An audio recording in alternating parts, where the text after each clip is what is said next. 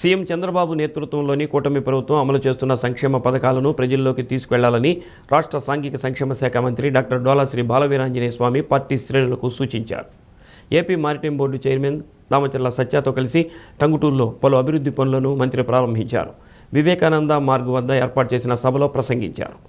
గత వైసీపీ ప్రభుత్వం లక్షల కోట్లు అప్పు చేస్తే సమర్థవంతమైన ముఖ్యమంత్రి చంద్రబాబు దానిని అధిగమిస్తూ ఎన్నికల్లో ఇచ్చిన సూపర్ 6 హామీలను అమలు చేస్తున్న విషయాన్ని మంత్రి స్వామి గుర్తు చేశారు. జగన్మోహన్ రెడ్డి 10 లక్షల కోట్లు అప్పులు చేసిన సమర్థవంతమైన సీఎం చంద్రబాబు 2,000 కోట్ల రూపాయలతో అభివృద్ధి పనులు చేసిన విషయాన్ని తెలిపారు.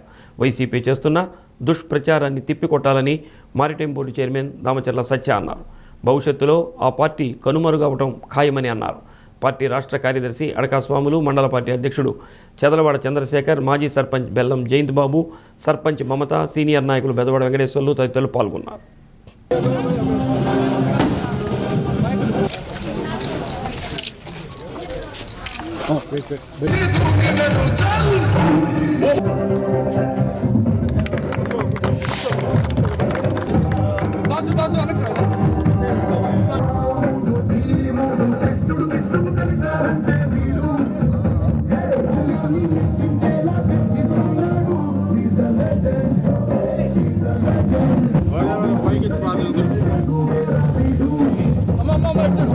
ఎన్నికల ముందు నుంచి ఇస్తామని చెప్పి 7,000తో మొదలుపెట్టి ఈ సూపర్ 6ని మనం తీసుకురావడం జరిగింది. దీపావళి 2 కింద 3 గ్యాస్ సిలిండర్ ఉచితంగా ఇవ్వడం జరుగుతూ ఉంది. అదేవిధంగా తల్లికి వందనం, ఎంతమంది పిల్లలుంటే అంతమందికి అన్ని 13,000 ఇవ్వడం జరిగింది, వాళ్ళ అకౌంట్లో వేసాం. అన్నదాత సుఖీభావన భారతదేశంలో ఎక్కడ లేని విధంగా 20,000 రైతుకి ఇస్తామని చెప్పి కూడా 14,000 ఇవ్వడం జరిగింది.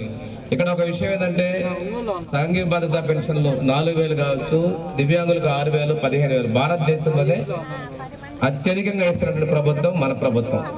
అంతేకాకుండా అన్నదాత సుఖీభావ కూడా భారతదేశం కేంద్ర ప్రభుత్వం ఇచ్చే 6,000కి అదనంగా కలిపి భారతదేశంలో ఎక్కువ మొత్తంలో రైతులకు అందిస్తున్న ప్రభుత్వం కూడా మన ప్రభుత్వమే. ఇప్పుడు ఉచితంగా బస్ పాస్ కూడా, మహిళా శక్తి బస్ కూడా అన్ని వర్గాల మహిళలకు ఇచ్చారు.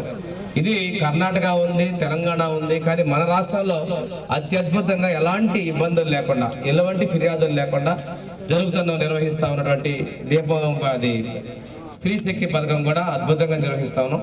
దాంతోపాటు మహిళలకు ఉచిత గ్యాస్ 3 సిలిండర్లు ఇస్తాను, 4 నెలలకు 1 సిలిండర్ లెక్కన, అది కూడాను అందరికీ కూడా వచ్చే విధంగా చర్యలు తీసుకోవడంలో ప్రభుత్వం సక్సెస్ అవుతా ఉంది. ఇక్కడ ఇంకొక విషయం, ఎవరికైనా పడకపోతే మీకు అందుబాటులో ఉన్నటువంటి సచివాలయం కార్యాలయంలో కంప్లైంట్ చేసినట్టయితే దాన్ని రైజ్ చేసి పరిష్కారం చేసి ఇచ్చేదానికి ప్రభుత్వం ఉంది.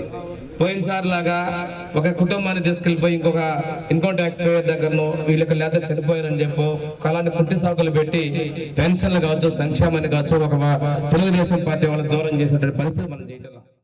రాష్ట్ర విభజన జరిగినా మనం అనేక అభివృద్ధి కార్యక్రమాలు చేసుకోగలిగామంటే అప్పుడు మన నాయకుడు చంద్రబాబు నాయుడు గారు ఒక గొప్ప ఆలోచనతోటి ఈ కన్వర్జెన్స్ అని తీసుకొచ్చి అనేక రోడ్లు మన నియోజకవర్గంలో సుమారుగా 22,000 కోట్ల రూపాయలకి అభివృద్ధి కార్యక్రమాలు చేసుకోగలిగాం.